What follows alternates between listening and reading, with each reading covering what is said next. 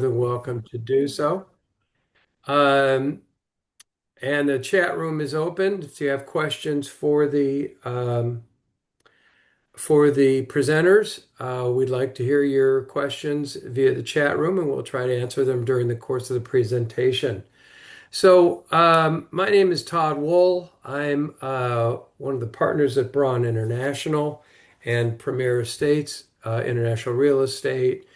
Um, we, our companies, founded the Fiduciary Education Forum and our website, fiduciaryforum.com. This presentation will be videoed and then put up on our video library on the fiduciaryforum.com website. So you're more than welcome to go back and listen to it. And highlights and notes from the presentation we may add as well. Fiduciary Education Forum is really focused, and we created it purely for education purposes, having great speakers that come on and talk about prescient topics that are relevant to our our world. People who are on this presentation, on this webinar, and we want to make this insightful and educational. And we try to do it through talking about case studies and Q&A, and it's a very flexible, freewheeling presentation today. And just as a backstory, Braun International is a 118-year-old company. We work through the U.S., Mexico, Caribbean, and English markets, and we appraise real estate business assets. We broker and auction real estate. We broker and sell partnership interests in real estate. And then specialty business assets that our company's been dealing with for probably about 70 years. And I'd like to introduce Erin Brady. Erin is one of our presenters. Our other presenter, Robbin Itkin, will be on just in a few minutes. She's hopping out of a court hearing. So, Erin, if you'd like to introduce yourself, please feel free to do so.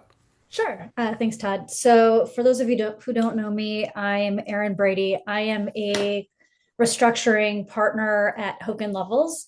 For those of you who don't know my firm, we're a large international firm. We've got, a couple thousand lawyers, and we practice we have a full service practice, one of which is restructuring. And so I've been doing this for it's coming on 25 years now. Um, I would say that my practice is pretty eclectic. I don't necessarily specialize in any particular type of client or type of industry. I'll represent anybody from companies as, debtors. I'll represent fiduciaries, trustees. I'll represent large creditors, secured creditors, hedge funds, private equity.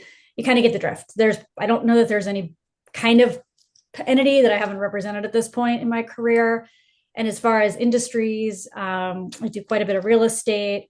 I also do a lot of healthcare, life science work, tons of retail.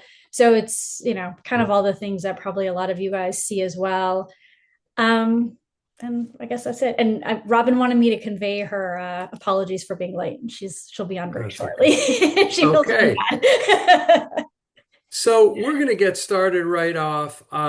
This presentation is a Q&A, as I said, and we're going to try to hit a lot of the prescient points regarding the topic today, which is, buying assets through bankruptcy. We're going to, or a court-ordered sale process. We're going to try to make it a little bit generic if possible. Um, and then, what are the perils, pitfalls, do's, don'ts, and some of our attendees may be well versed at this.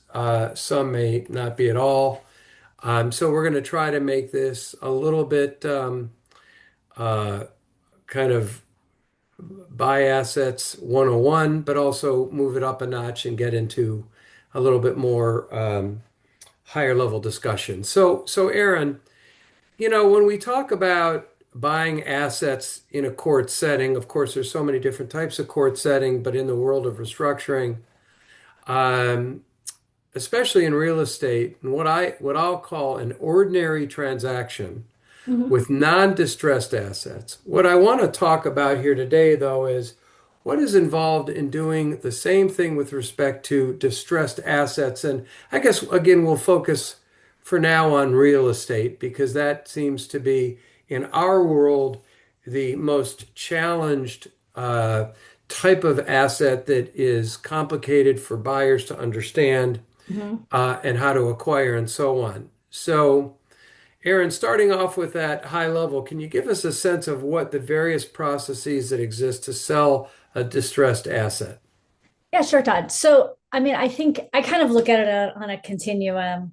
I think the first way you can sell it is to just sell it in a normal, out of court, out of any preceding transaction, just straight distressed seller to buyer transaction. And we'll probably get into as we go on here why, maybe why that is sometimes a risk. Sometimes it's worth it. Sometimes it's a risky proposition because you have a distressed seller who might have Right.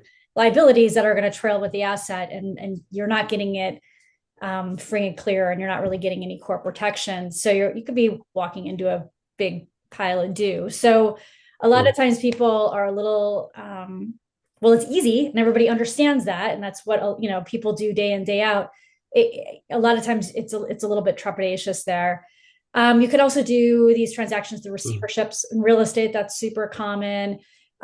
We've seen more assignments for the benefit of creditors where you see transactions a little more complicated with real estate, but also possible. And I think, kind of what we're here to talk about today is bankruptcy. And probably most of you know this, but you've got two flavors generally of bankruptcy. You've got Chapter 7, which is run by a trustee, a court appointed trustee, generally doesn't have a lot of knowledge of the asset and is just there to, kind of act as the fiduciary to sell the asset. And then you can have a Chapter 11 case where you've got a debtor in possession, where ideally you have somebody who has some historic knowledge of the assets and business or whatever it is that you're selling. Not always, but a lot of the time. So those are kind of the variations I think you can see. So, when I mean, again, these are all different procedures: bankruptcy, receivership, ABC. When we talk about real estate, I agree with you. ABC is a little less commonly used unless the real estate is within an entity and the entity is conveyed, and that in itself can bring certain risks because now the buyer is taking on the liability of the historical issues surrounding the entity. Right. So when we talk about real estate and on the sell side, when would you decide to choose between running a 7 or an 11 over some of the other processes available? So that's a good question. I mean, I'll be honest that as a restructuring lawyer, my preference is always an 11 because I like to keep control of the situation. So if I am a seller and I am facing bankruptcy and I own the asset or I am invested, whether financially or personally invested in the asset, I prefer to do it through an 11 because first of all, it allows me to control the process. I can run the process. I can bring my own knowledge to the table as to who potential buyers are going to be.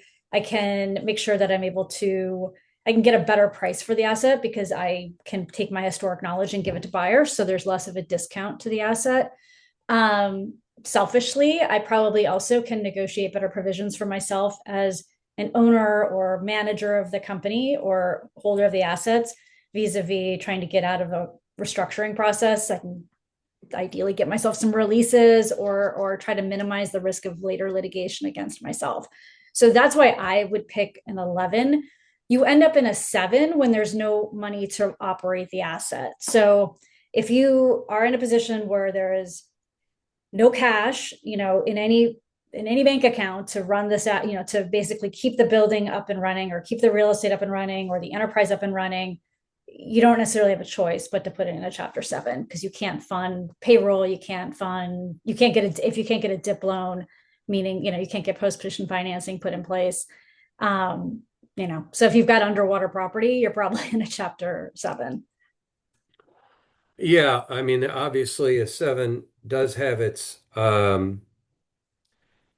mean, it's from our side on the transactional side, trying to represent the trustee or the court or the creditor, depending on what side of the fence Mhm. how we're selected. And again, I'm really focusing this conversation a little bit more around real estate because it is far more complicated than any other business asset, really.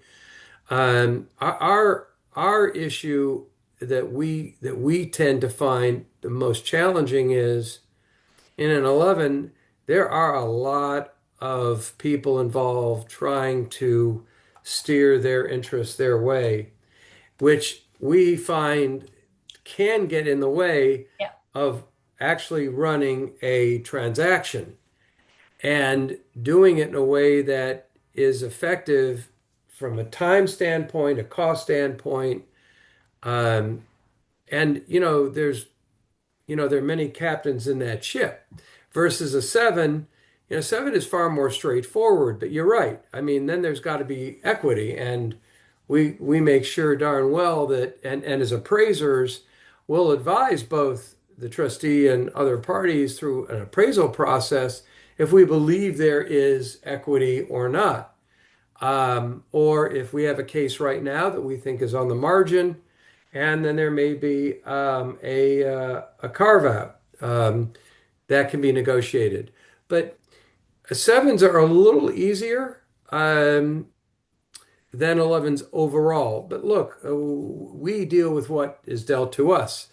Right. So we just have to, we have to manage the process accordingly. And yes, an 11 for sure is definitely more challenging. Everybody seems to know or believe that they know what a house is worth, Yeah, right? I get that. And it's funny that you say that because from my point of view, I find the 7 very frustrating, because I don't have any Interesting. information and I'm Right. scrambling to get it. But I can Yep. totally see from your point of view, you've got a lot of cooks in the kitchen. You've got, Yes. we'll get to it later. You've got so Yes. many different parties that are involved. I can completely understand that. Yeah, it's interesting. Well, that's the great thing about, perspective. So, Aaron, if you're a prospective buyer uh of a real estate asset, how do you view buying assets through bankruptcy, right? If let's just say if you're new to the process, it can seem daunting, Yep. especially when it comes to real estate. I'll just break it down. A simple single family home is a pretty basic sale to a buyer who has no court experience, right? Is Hmm. not going to hire an attorney, Right. is afraid of the word bankruptcy or afraid of court. And our job is to try to keep them engaged Mhm. instead of making them feel like they aren't qualified to bid. So how Yeah. would you add to that? So that's an interesting question. I've been doing this a long time. So for me, I'm kind of like, oh, this is no big deal. It's normal. Right, of But course. I mean, it's, I think that at the end of the day, as you said, it can look daunting and it can look scary and it's unknown. And, you may, ideally you have, an agent or yes, or somebody representing you that has been through it so they can kind of give you the lay of the land. But I think, I don't think that's unique necessarily for even residential owners, or residential buyers. I see even in big corporate transactions, I see big corporations having the exact same concerns. Well, we've never done a sale in bank. We never purchased anything in bankruptcy. Right. This is weird. How is this going to work? And what I tell everybody in that situation is this is like the best opportunity to get a good deal you're ever going to get. And if you can get your head into a place where you understand that this is really it's really a regular transaction with just some extra bells and whistles and some hoops you have to jump through. But if you can have the resolve and the willingness to kind of be flexible and get yourself through the process, you can almost always get a better deal than you would have if it was like just a very normal asset on the market.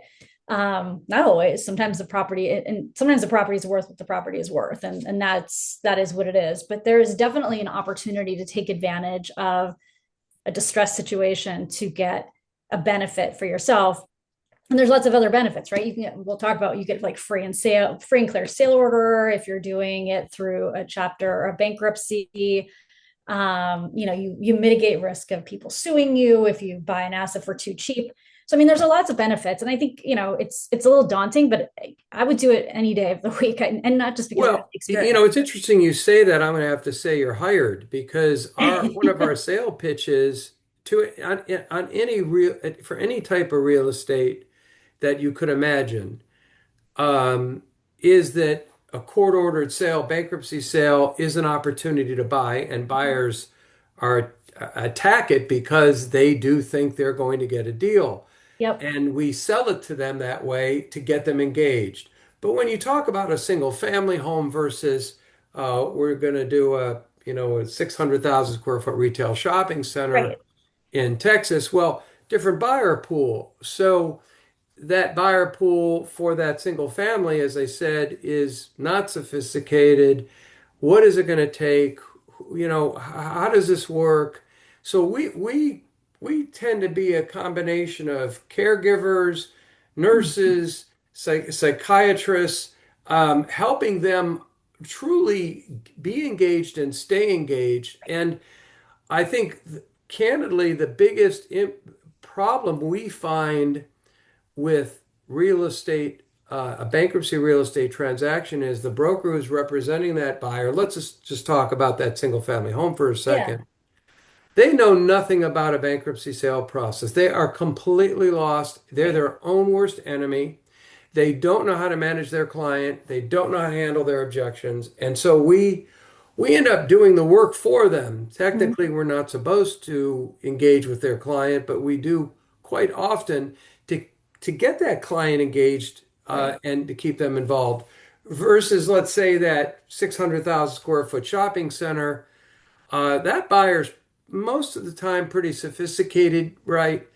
Even if they're a broker who's never handled a bankruptcy sale, you can maneuver through it Mhm. reasonably well. So I think for again for this question, you are correct. It is a buying opportunity, and that is what we try to sell and catch the flies. Oh, I see Robin just joined us. Hi, Robin. Thank you for being with us. Robin, since we got into this, but why don't you just real quickly give everyone a quick introduction as to who you are and what you do, and then we can move forward with the Okay. presentation. Okay. And I apologize profusely to everybody. We had a court hearing in Delaware, and actually it turned onto the issue of the fiduciary, which is me, which which I'll say what I do. And so I couldn't hang up. And I just said at one point I need to get onto this other call that I need to be on. So I'm waiting for the lawyers to give me comments as to what's happening. But I'm Robbin Itkin. I've practiced bankruptcy, insolvency, restructuring for over 40 years. About a year ago, I made the decision to pivot my practice and specialize in the business side as opposed to representing clients. I serve as an independent manager, independent director in a lot of different bankruptcy cases where there's disputes, where there's issues, where there's someone like in one I'm doing, which is a Ponzi scheme, where someone's been indicted, where you need a credible person to either be the one to control the case, run the case, or at least have people to have communications with, or there's disputes and you need one person. So I've been serving in that role in a lot of different situations. I'm also on boards out of bankruptcy, and I've also continued to be a mediator. So some of the things we'll be talking about today deal with what kind of roles like I have that are now getting pretty common in bankruptcy cases and a lot where there are sales involved. So thank you, and So I apologize again. thank you. So I'm going to fire away right at you with kind of one of the other comments or points that we want to talk about when buying assets through bankruptcy. which is, this question of free and clear, because people, that is, that's our number one concern as the broker. Are we conveying it free and Mhm. clear? If not, good luck. Um, Explain that, if you would, what that means. Okay, so I like to say it in simple terms, you get the assets without the dreck. And what that means is really you have the right to select which assets you want, but you're taking those assets, you're not taking the debt that exists, you're not taking any of the problems that really exist with those assets, which makes the acquisition out of bankruptcy so beautiful, right? Because it's really limited. And what happens is if you come in as a buyer, you decide what you're going to buy, you buy assets, you pay the dollars in. That goes into the bankruptcy estate. And then they fight over those dollars. You're not part of that. You go on your merry way. The liens of creditors, if they had liens on the proceeds of the assets that are being sold, their liens stay attached to those assets, those proceeds. So all that gets fought out in the bankruptcy court. But as a buyer, in a bankruptcy, you take what you want, and that's why it's a really good opportunity. You take it and you don't take any of that debt. And a lot of times you can take very specific assets. It depends on the case. Some of them, they require you to take a certain number and kinds of assets.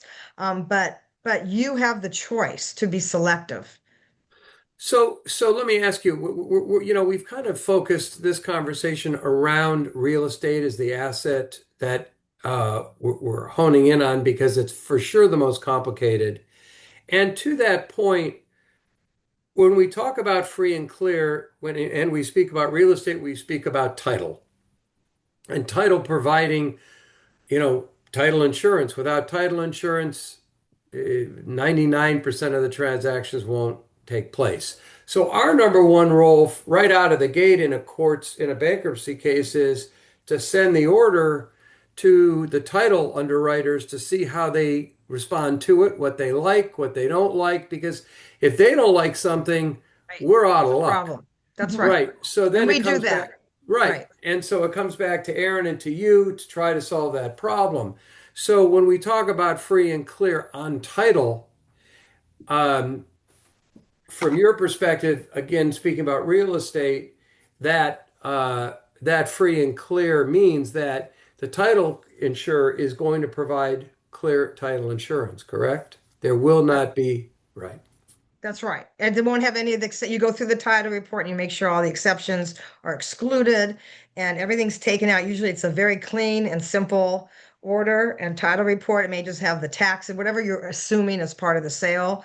If you're assuming any taxes going forward, that this is all a negotiation, right? So what you assume will be left, what you're not won't. And we do that all the time as we get, especially for these big sales, we get the order and what we want to do to the title company so they can see exactly what it is, make sure there's something they want to add or not. Because the worst thing, again, is, as Todd said, is to wait till the end and you have a closing deadline. Now the title company sees something for the first time, they're not happy with it, they don't like it, they're uncomfortable, and it could really upset your entire sale. So it's a really practical point that's important to get to the title company as early as possible with what your sale order looks like to make sure they bless it. So I'm going to throw a zinger at both of you, since we're on this Give it topic. to Erin. Might give it to Erin. Okay, well, Thanks, Robin. so the Z for zinger. So let's say we've got a real estate case. We've done the appraisal. You've hired an appraisal firm. You believe there is equity. Let's just make that assumption. Title clears, and we're good. And we, of course, being the pain in the neck broker, or in some cases, auction company, we will go out today because of insurance issues, especially in certain states, California, Florida, Tennessee, uh, the wind, the rain, the snow, the fire states. We immediately try to get a draft cost for insurance now because the insurance costs from seller to buyer or from debtor to buyer, however you want to define it, may go up two, three, four times. So, and we have a case right now that where we thought we had plenty of equity, the minute we got the insurance quote that went from $62,000 to almost $300,000, that took the NOI to essentially zero. Um, and now everybody's scrambling and nobody's happy. So my question to you both is, or to you, Erin, when you talk about preparation to sell a real estate, um, and do you think about the impact of insurance and the costs as part of a transaction? And if there is insurance issues, is there anything that you all can do to mitigate, being a trustee or in court or so on? Yeah, I mean, that's a good question. So I would say this has become an issue recently. Where I sit in California, insuring Right. properties is very difficult. I mean, I'm working on a situation right now where we came in and the properties were uninsured and we had to go get the properties insured from scratch. And that was, very difficult. Um, I think that if you're being a prudent buyer or a prudent seller, you need to understand the situation your buyer is going to step into, for two reasons. As Robbin said, number one, and I think you alluded to as well, you don't be able to blow out of escrow because now all of a sudden they realize that, there's going to be Right. insurance costs that's insane, and they're happy to walk away from their, $20,000 deposit to save themselves Right. $300,000 a year. Um, Right. so I think going into a pricing situation, you would want to have a good sense of what the buyer is looking at coming out so that you're not in the middle of, there's no surprises, and then you can price it accordingly. Sometimes it just is what it is. As far as what you can do, and I'll be curious if Robbin has any thoughts.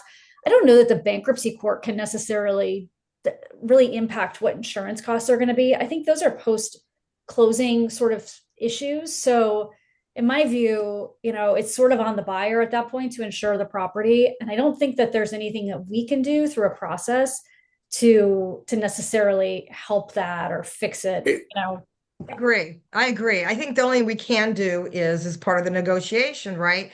If there's costs that become involved, we've had this with some of the sales we're doing now, where there's things that people haven't realized that are going to be very costly that to be done, the insurance is higher. Is there a negotiation in price, right? right, That's really what we can do to try to address it. There's really not much else we can do from the seller side. As the buyer side, you really just got to, I mean, my advice is always to do your research and your homework as soon as possible and don't wait to just like an auction to ask questions, right? Do it in right. advance so you know and you have an opportunity to try to either have some kind of adjustments made or just have a lower price and they either will accept it or they won't. If it's still the best offer, Right. you'll get that, So, right? yeah. so then my question to you, Robin, is would you in advance go out and get a insurance quote and put it in the due diligence package as general information for a buyer? Would you think that would be No. advisable or not? No. I I don't know if we'd want to do that because that's kind of controlling. It's kind of making a representation. I worry about liability and things for that, even Sure. though I'm not acting in my lawyer role anymore. Erin's my lawyer, um, but so she can comment on the legal part. But I think that's a little too much for a seller to do. I think seller could identify issues or you have due diligence there all the things are out there. It's really up to a buyer to get the right insurance and figure out what they want because every situation is different and what may be important to one buyer is not to another, and someone may have a better stomach for paying more for this stuff because they do a lot of deals and they understand just the cost of doing business versus somebody else. So I don't think it's something that if I were a lawyer involved in the case that I would advise is we do as a seller. I don't know, Okay. Erin, if you disagree. No, I agree with that. I feel the same way. Fair enough. So Robin, to you, I'd like to talk a bit about the players in an 11 or a 7. Let's first focus on the seller, distressed entity. Why don't you take the lead and talk Okay. about that for our audience? So there's obviously kind of a plethora of parties that are involved. The main ones in every case is obviously you have the debtors, and then who's running those debtors, right? Is it equity? Is it someone else that they brought in? A lot of cases now have a CRO, a chief restructuring officer, who's been brought into a case. And that's where there's been issues with the prior management, and they want to make sure they have somebody independent. Again, who is running the case. So there could be a CRO involved. That CRO needs to report to somebody. And that's where roles like I've been serving come in, because if they report to the old management that has the issues and the purpose for which a CRO has been brought in, you're not really solving the issue. So then they bring in an independent manager, if it's an LLC, or an independent director, if it's a corporation, and the CRO reports to that person. It's important to keep in mind, because when you decide, if you're a buyer, who you want to be talking to or dealing with, you really need to know who the parties are. Of course, you're also going to have, probably on the debtor side, a financial expert. And depending on a sale, you may have a particular entity that's running the sales, actually. And that entity may be the one to answer questions for a buyer. A lot of times we'll have the investment banker that's involved, and we refer all questions to the investment banker, and they deal with everything with what a buyer has to ask. And if there's problems or issues, then they come back to the debtor or the counsel. You're all, obviously, in a case, you may have a creditors committee. And this is really important. You know, a creditors committee, most of you probably know, I see a lot of seasoned bankruptcy people on here. So sorry to repeat what you probably already know, but there's some people who I don't know, and they may not know this or not. But in every case, right, the arm of the Justice Department, the United States trustee, looks at the cases, and if they think it's appropriate, at least there's three or more creditors, they will appoint a committee that basically oversees the case, and they're very fiduciary for the unsecured creditors. And that committee hires counsel, and that's committee counsel. So another layer of counsel that the debtor has to pay for. But the committee is important, because the committee cares about getting money for the unsecured creditors, right? So if you have a case where there's a large secured creditor, which is another party that's often involved, a bank, an institution, some fund that's a secured creditor, and you're selling assets, you know, that secured creditor has a very different agenda than the rest of the creditors that are unsecured. It wants to take everything to pay its debt, and there may not be enough to go around. So it's important the creditors have a voice. So a lot of times when there's sales, you may want to call committee counsel and say, what is it that you're looking for, what your committee's looking for? And if you can get them on your side and working with you, it could be a great opportunity. Because a lot of times, as part of the price and everything you're thinking about is, what's the hurdle I have to go over in order to buy an asset, right? They want this secure creditors owed 100 million, okay? The creditors are owed 50 million. You know, what are we going to do to get these people something and have them work with us and go forward? So it's important to know who's involved and what their role is. Obviously, the United States trustee, who I mentioned, oversees the cases, and you've got the judge, who is obviously the final decision maker of anything. But usually, if you can come to agreement with the committee and the secured creditor, sometimes just with the committee, you know, over the objection of the secured creditor, you can get something approved by the court. Okay, so thank you. Erin, can you walk us through what a court process can look like? Let's just start simply, and of course, keeping our time. We've got a lot of points to talk through.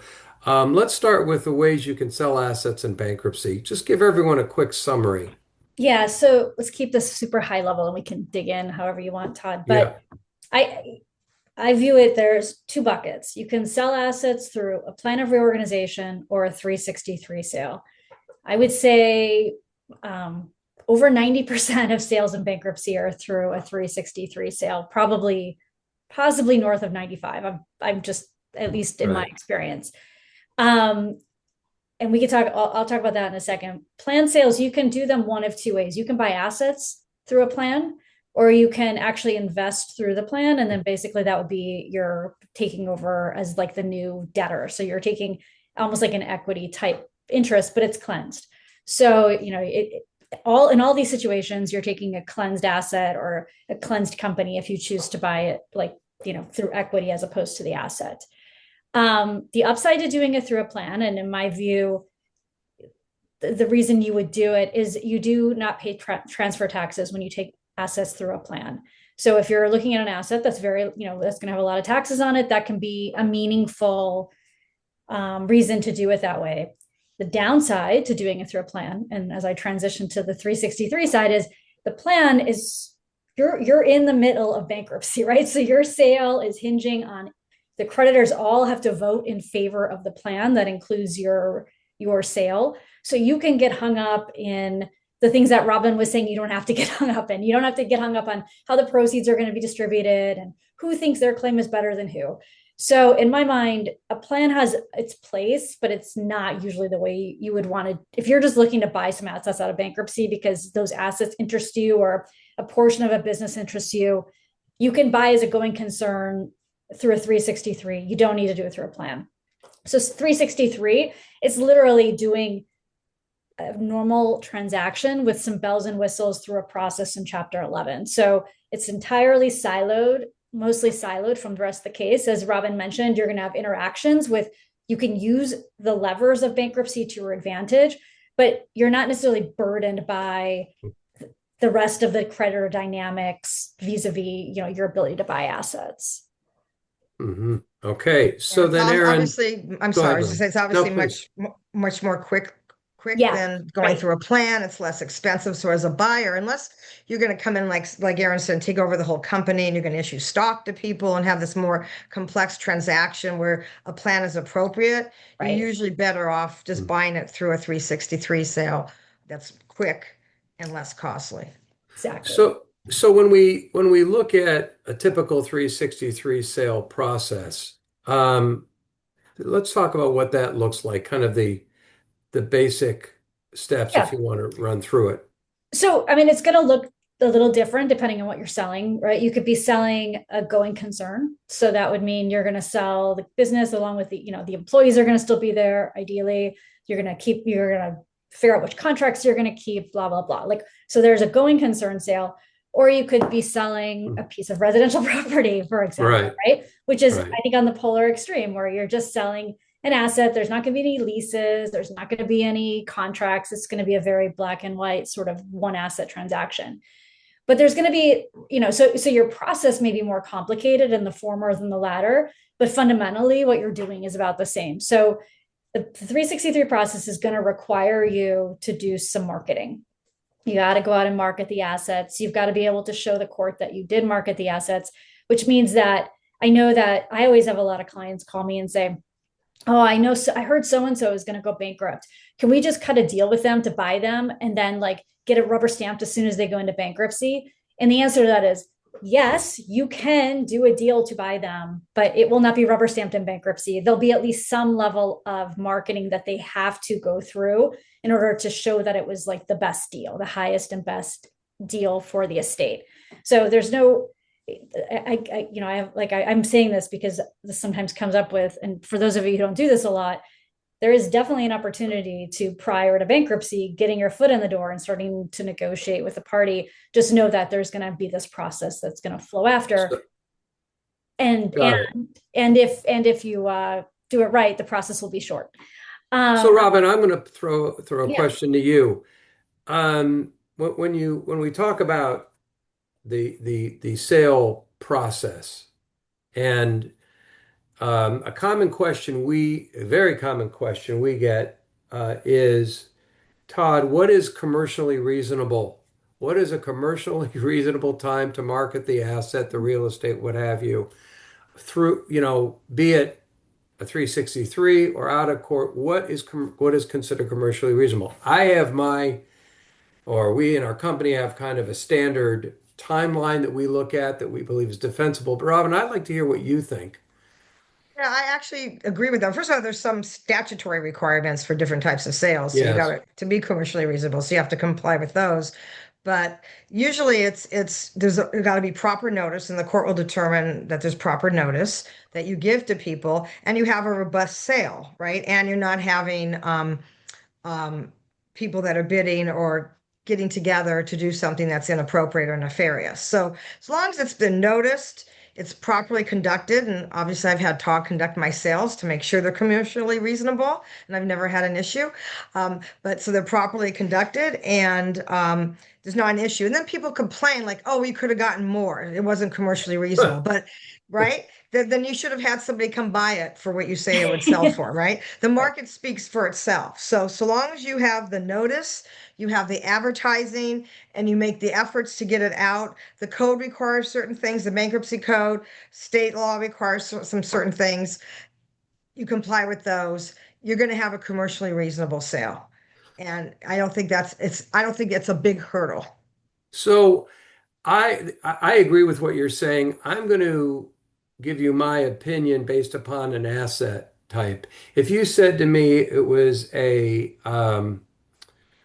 let's say a partnership interest in a company that you were selling, or a going concern of a manufacturing company, or some IP, something that becomes complicated to market and then complicated to underwrite. My mind goes to, I want to see the marketing a minimum of 30 days. That's a minimum. And then the time after, we give the buyers to do their due diligence and underwriting, and then either accept bias date out here or run an auction that starts on this date. If we were talking something very simple, like a single family home, right, which seems to be simple but is more and more complicated, because there's so many standard ways buyers search and buy a home in Manhattan or in Naples, Florida, or in Beverly Hills. Uh, the market is very efficient in that way. And so I look at that and say, if I was standing in front of a judge, I would say 3 weeks, 21 days before uh, any party involved with the sale, the creditor, the trustee, the attorneys, would accept or start negotiating. So that means it's on the market for 3 weeks, right? And that in itself is problematic, because you get an offer on day 5 and the agent who's representing the buyer says, I want an answer tomorrow or my client's walking. Well, Right. right, tough turkey. We're waiting 21 days, and that's it. We've got to have the appropriate exposure. So Right. I think the point is, depending on the type of asset, you really have to carefully think about what is, it's logical, right? The judge is going to say, okay, this is reasonable, Robin, Erin. I get the mindset behind why you took 5 weeks Right. Mhm. versus telling you Well, it needs to be done in 2 weeks. Well, a lot of it's I was going to have a declaration of someone like you who told me for this Uh, particular asset, you want at least 30 days. That makes the most sense, right? And that's what you have to tell like a lender who wants this to go fast, right? They always want things Right. fast. A lot of times, this is going to maximize the value. And I don't cut short whatever I think is important to maximize the value. When you bring in an expert like you or someone else to sell this stuff, and we get a declaration that says, we could have sold this in 10 days, but to really make sure we did a robust and full marketing, we waited 30 days, and that's more than sufficient. That's what you want. So you do want to listen to an expert. Go ahead, Erin. Yeah, and I was just going to say, I think if you're dealing with a larger or more complex asset, your buyers are going to be they're going to be expecting a longer process. They're going to need due diligence. They're not going to be, I mean, they're going to want to go, they're going to want to take advantage of the opportunity. In my experience, it's usually, as Robin says, it's your lender or whoever has given you cash to run this deal that's pushing the hardest for it to go right, fast. I think that one of the ways that you can sort of manage the parties in this respect is by putting in place sale procedures so that you sort of have at the outset, this is what the rules of the road are going to be. You have the judge, but the judge is going to approve these procedures of, it's like a uniform procedure. We're going to sell 40 houses. We're going to sell this, factory, right, whatever it may be. The judge is going to go in. You're going to propose the procedures. You're going to write them to you as the debtor. You're going to write them to satisfy, all the people who are banging on your door with their own issues. The lender wants it done fast. The committee wants it done slow so that you can fully market it and make sure it's fully exposed. The broker says, I need to have some flexibility. So you're trying to right, put everything together in something that nobody loves and everybody can live with. And you put that in front of the court, and usually the court will approve it if you've got large consensus. And then it's never going to be, that's the thing about these sales. They're never perfect because you are sort of constrained by the fact that everybody needs, as you were saying before, Todd, everybody has to have their own like hand, hand in the yeah, pot, right? in the cookie But jar. you got at least something to go on. And then when you're dealing with people, you say, well, actually, we got to do it this way because this is what it says. So I think as a seller, the best thing you can do is think through how your process is going to look and make sure you you get where you need to get so that you can sort of use that as both to push people and to push them forward and push them off as necessary. So let me ask you both your opinion on this question. I don't care what kind of asset it is, the house, the shopping center, the operating company. Do you normally suggest obtaining a bona fide credential appraisal and use that as a basis for the starting pricing for the sale, or are you willing to take a professional's opinion and the reasoning behind that and logic behind that?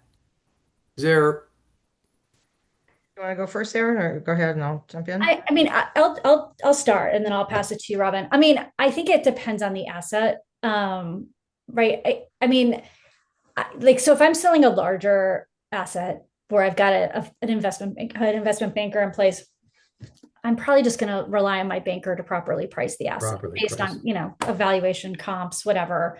If I'm doing a real estate transaction, let's say I'm selling, a strip mall Yeah. or right.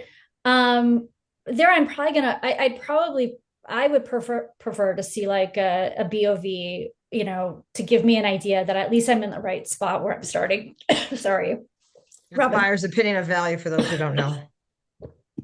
So Okay. Aaron, you would, Yeah. Oh, I'm yeah, go sorry. I was ahead. going to say that. Sorry. It's going to be her voice while she coughed. Yeah. And I think it also depends on the circumstances, right? If you're fighting with a secured lender and you want to sell assets, they're going to probably require an appraisal before they decide to let you sell it versus doing something else with that or having them be able to credit bid and take it over. So a lot of times it depends.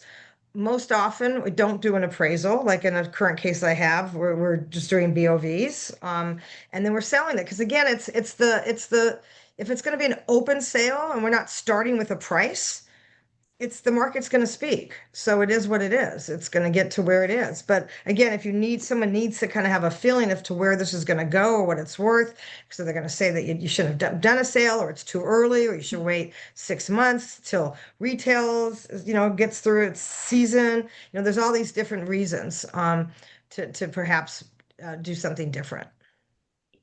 Yeah, Fair. and I would say just to add to that, Todd, I think that if I'm on the buy side, I may Yeah, want an appraisal to make sure we're dealing with I'm getting what I want. right. Also, maybe to deal with some solvency issues to make sure, especially if I'm out of court, like we talked about before, you could have some exposure. If I'm doing an out of court transaction, I definitely want to get a sense of the solvency of not only the asset but the buyer, right? So that would be another time I would seek some sort of expert evaluation. Yeah.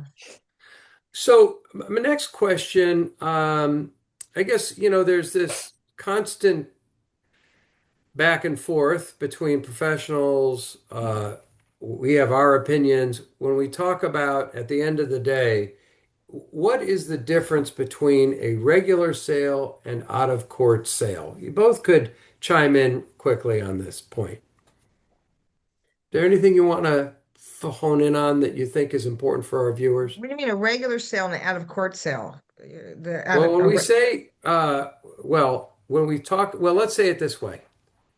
A regular sale, let's call it in-court sale versus out-of-court sale. Oh, okay. So whether they Let's have an say it like option or that. don't. Okay. Yes. Yeah. Okay. Well, I think it depends. I mean, we're doing it in a case now where we're having a bunch of residential units and we're just doing those as a regular sale, as a broker would normally do and try to negotiate the best deal with different buyers and then bring the ultimate price to us then to get approved. Um, and to tell the committee and make sure what they said. On other ones that are more complex and larger, like real estate, where there may be a lot of overbids and more interest, we do set up an auction process. And sometimes you can do that with a stalking horse bidder, or obviously you don't have to. We're not using a stalking horse bidder in this particular case. We're just setting up sales and seeing what the best amount is we can get and then subject it to potential overbids. Erin, you want to Yeah, add and something? I completely concur with that. And I think the other thing I would just add is if you're doing an out of court sale, it's one other thing and you're dealing with a distressed entity. I kind of mentioned this before. I think you do need to give some thought to your seller and make sure that you're not exposing yourself to future clawback litigation or issues if that seller ultimately ends up in bankruptcy.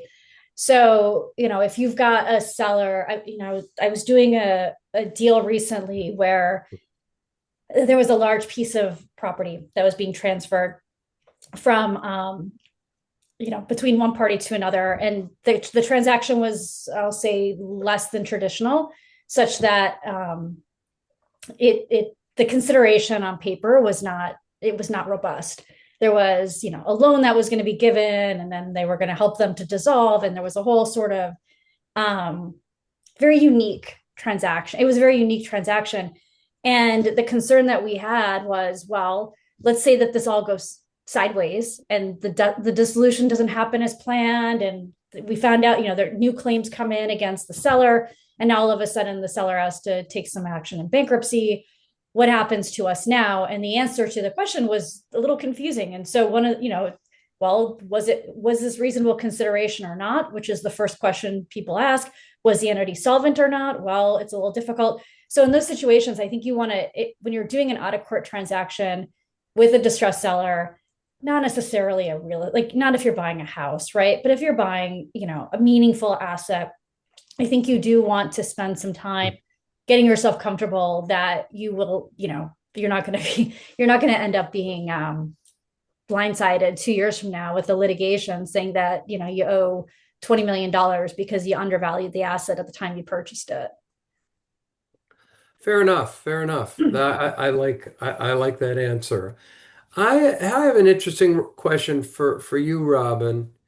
This is a common question that we get running the sale process as the broker or the auction company.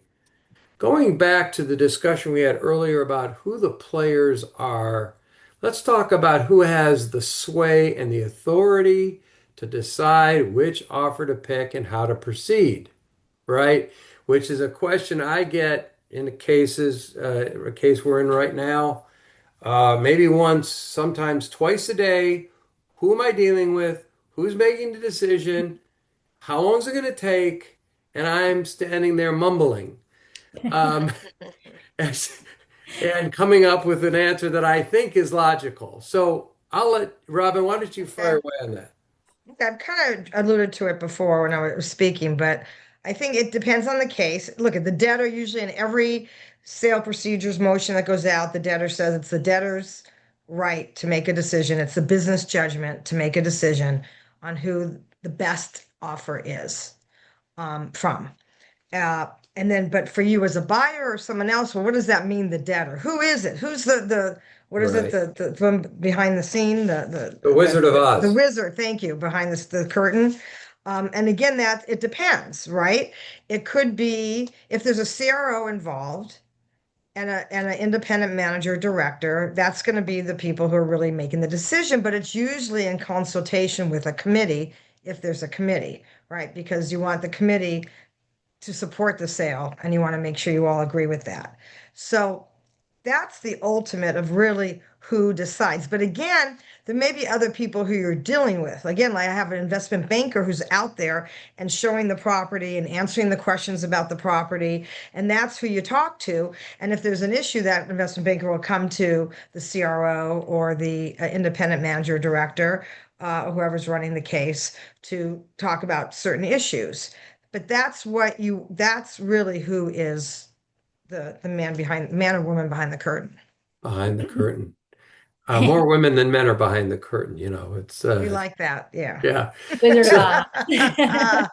so so when we think about um the transaction and people making decisions, how do you handle a buyer? So let's assume the property, the asset's been on the market. It's gone through that timeline that has been what's considered commercially reasonable. And you have all these parties involved, Robin, lawyers, CROs, more lawyers. I mean, right? A lot of Financial experts. a Yeah. lot of experts, a lot of people. So how, if an offer comes in and this buyer says, look, I'm giving you 48 hours and I want an answer in 48 hours. How do you internally handle that pressure and manage those professionals so you actually, if this buyer's saying that and they're telling you darn right, I don't get an answer in 40 hours, I am gone. So they're bona fide. How do you manage this? What do you do? Well, in bankruptcy, 48 hours is a lifetime. Yeah, Yeah, I know. that's what I was thinking too, Robin. I'm like, Yeah. God, that's so much Like, I'm trying to time. be okay, nice. give me five. Yeah, I know. I knew I was thinking the same thing. It's like So I take a 48, nap. right, exactly. 48 gets you time to get everybody together to look at this and discuss it and decide. First of all, it may just not work, right? Depending on what it is. I mean, Right. first of all, there's procedures, and you may not be able to give an answer. And now, if it's a totally clean answer and there's no contingencies, and it's just clean in terms of a purchase and a quick sale, yeah, you can do that, right? What I'd do is I'd send an email to the if I'm the independent manager, independent director in that case, I'd send an email to the CRO, probably to the financial expert, investment banker involved and maybe committee council, and we all get on the phone and we talk about this is what we have, this is the history, this has been out marketed, nobody else has offered. Do we want to just do this and take it and support it to the court that we're doing it so quickly, or do we need more time to see if there's other buyers to come in, and we just say, sorry, we need more So you time take if that you're risk. yeah, take the risk. Yeah. You got to weigh the risk, right, like anything else Right. versus what's the No, that's cost. Yeah, that's and a let good me statement. just add one thing if I could. So, and I think I'm adding this because this is what Robin does, and so I think it's very effective. It's that let's assume 20, let's 48, let's assume it's 18, something a little bit tighter, Yes, right? right, right. So, I think a good independent, a good fiduciary is also out in front with their various constituent parties so that they're up to speed on the various issues. So, the committee is getting regular updates. The seller or the lender knows what, where the offers are sort of coming in or what people are talking about. And then Right. that allows that conversation to go much more smoothly. If you have people in their head that think, the asset is worth 10 million. And then Robin shows up and says, well, this is the best offer we're getting. And they gave us 18 hours at 7.5. That can be a big stretch if they haven't got their head on the right spot. And Robin does a fabulous job of managing that on the deals I've worked on with her. So I think that's a real important thing. I think you both bring up a good point. Communication is key. And Yeah. I think we all find, especially when there are a lot of parties involved and different people are responding to certain people, and there's a big picture and there's a lot of communication. In the end, it's about communication and making sure that everybody knows what's happening, whether it's a weekly basis or bi-weekly, whatever the timing is, um, and why it's working, or candidly, why is it not working? Right. And what are those issues? I think communication is really the 800-pound gorilla. And and we're all barraged with emails, texts, and so on. And sometimes you really have to put the message out there more than once, but people have to hear it. Mm-hmm. And it is this. I agree with you both. It's either the success or failure of getting a deal done, right? And doing so in a way that, okay, we did the best, or wow, this is fantastic, or well, can we get more, or should we be greedy, or should we not? It does come down to communication. So, one last question for you both. If you had to give a piece of advice to a party who is looking to participate in an asset sale, what would that be? Is there any words of wisdom either of you want to convey? Sure. You want Well, to go first, Erin? You go ahead. I'll go I can, after you. okay, I'll go. I think it's the same thing, but I Seems hope like not, it. because I don't want to steal your answer. it's Um, okay. I'll think of uh, something else quickly. I think my advice would be to, get smart on what it is that you're trying to buy, which is probably what Robin was going to say in some variation, right? So, you don't always need to have a lawyer, but you definitely need to understand the process, the asset, what the sweet spot may be for putting in an offer, the timing. Just get as smart as you can. You can always ask questions, try to, if you should use the seller's, broker to the extent possible, kind of like you were saying earlier, Todd. I mean, that's a huge resource, and you're so savvy and spending your time educating people. And if you're on the buy side, you should take advantage of that. I Mm. think exactly. I just expanded a little bit to say if it's in a jurisdiction where you're not used to, or like it's a bankruptcy in Delaware or another place, you want to make sure you have counsel. If you're really going to participate, you want counsel who's well respected by that court and who the court knows. So you want to get local counsel involved if you're going to actually be involved and there's going to be some issues. But there's can be there can't be enough said about to prepare what Erin said and to do your research. I've gone with clients representing them as buyers in cases where they may be a stalking horse bidder, and we go to the auction, and thank goodness there were other bidders, because as they're hearing things and learning things at the auction, they decide Right, they don't want to buy this thing anymore. And thank right. God there's somebody else who overbid them. So you've really got to do it as much as you can beforehand. You don't want surprises. Because there's deposits that are required and everything Yeah, else. And you just yeah. got to do your best to try to really talk to the people. And that's where you talk to maybe the committee, you talk to the investment banker, you talk to the broker like Todd, and you Right. try to get as much as you can. And I wouldn't just rely on what one person tells you Yeah. because everyone has different agendas. I would talk to as many as you can. Fair enough. Well, we're at the top of the hour, but Erin and Robbin, you did an excellent job in this presentation. I didn't see any parties that had any questions to chat, but Erin, why don't you give everybody your email address, please? Oh yeah, sure. It's Erin, Erin dot Brady, Brady at Hogan Levels. Levels is Lovells.com. Okay, and Robbin, would you do the same, please? Okay, so it's Robbin, Robbin, at Robbin, Robbin, Itkin, Itkin, solutions.com. Okay. Thank you. And sorry again for my lateness. Actually, I'm going to go back to the hearing now because I'm told it's still going on. So Unbelievable. thank you both, and Thank you. thank all of you viewers for attending. And please reach out to Robin and Erin for any questions, or me, Todd Wohl, Todd at braunco.com.